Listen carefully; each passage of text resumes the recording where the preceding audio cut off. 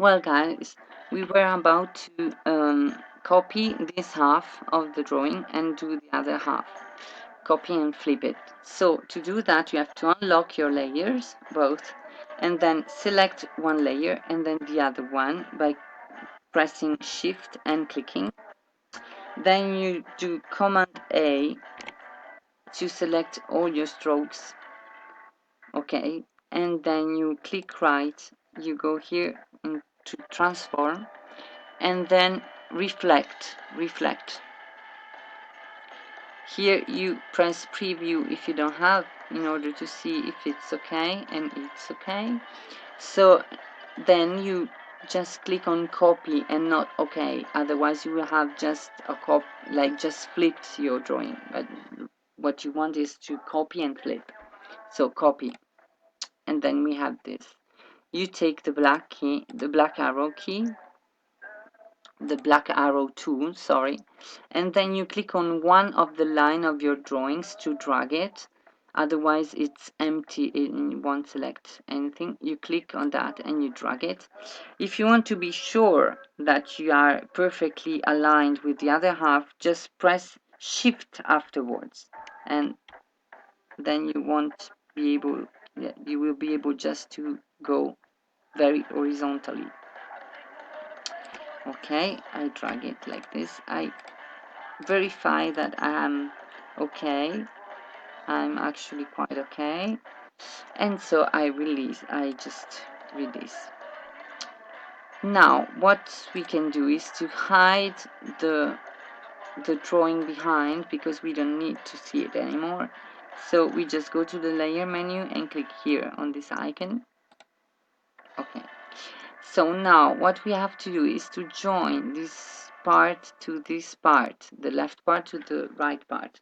So in order to do that, we have to select the white arrow and click and drag and draw this imaginary square around the 2 points.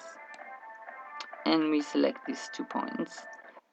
Of course, you will see also this line, but as you can see, these 2 points are red and these are white. That means that you have selected these 2 points. You click right and you go to average. Okay, average, and you say both and you click it.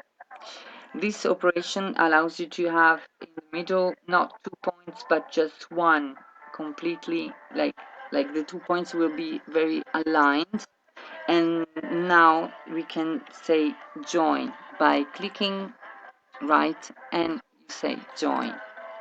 You can do like that, or you can just press Command J like join on your keyboard. We can do the same thing on the here on the bottom. Just take the white arrow and drag a square around the 2 points. Click right, average, and both. Then Command J to join. Okay, we joined our points. As you can see here, we have a little angle, and it's not very nice because actually a color is round. So what we can do is to take this, go to the pen tool menu, you stay clicked, and you take this tool with the V. And then you go to the point you want to modify, and you just click and drag these 2 arms. Okay, and you will have a rounder curve. This is how to change, like to give a curve to a point, to a line that doesn't have any curves, and to even to adjust curves. Okay, so we have our outer, which is joined. What we want to do now is to put an effect, this kind of effect, an effect with a lot of lines here, in order to create the the impression of elastic bands. What we have to do is to lock our layers because we are not going to work on them anymore. They are okay. So now we have to create the elastic band effects brush. To do that, we just take the pen tool on another layer. You create first of all another layer that will rename trim or elastic band, and now we just draw a normal line like this, a straight one with a small stroke of, like, you just say 75, okay, like this. Now we have to draw around this line a box. That box represents the spacing between one line to the other. And this box doesn't have to have any strokes and any fills. So you go to this icon and just press none strokes. Now you take the black arrow and you select both. And you go to this menu, the shapes menu. If you don't have it here, you have on Windows and you just click on shapes. Okay, so you select this and you drag it till this icon here, okay, and you release, and you have this window that opens, and you say just pattern shapes, and you click OK. You don't touch anything here, you just rename it here trim 1 or elastic band, and then you have just to click on this menu, the third option, and click OK. Now you don't need these lines anymore, just erase from your keyboard. Okay, so now to see what we did, we just draw a line like this, a normal line, and then you go to the shapes menu and you find your trim brush here and you click it, and you have this. This is too big, for example, for us, so we can actually change the size a little bit by going to the stroke menu and clicking adjusting, like with the dimension. We just put a smaller one, and then we are okay with this. So what we can do now is to draw a shape, the shape we want to fill with these lines. So I take the pen tool as usual, I draw again with no strokes. I draw again the shape like this, for example, and have my shape here.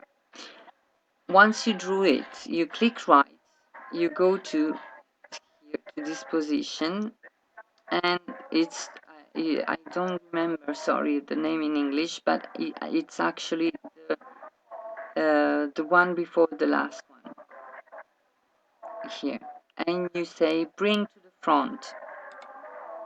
Okay, now we select our line here and we put on the top of the part we want to fill with.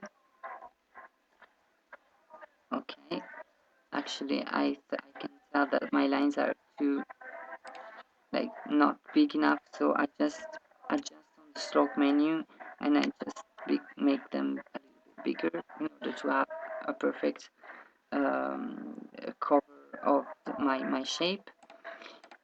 And then I take the black arrow and I select both like that, and I click right and I say make a flipping mask, and we will have this.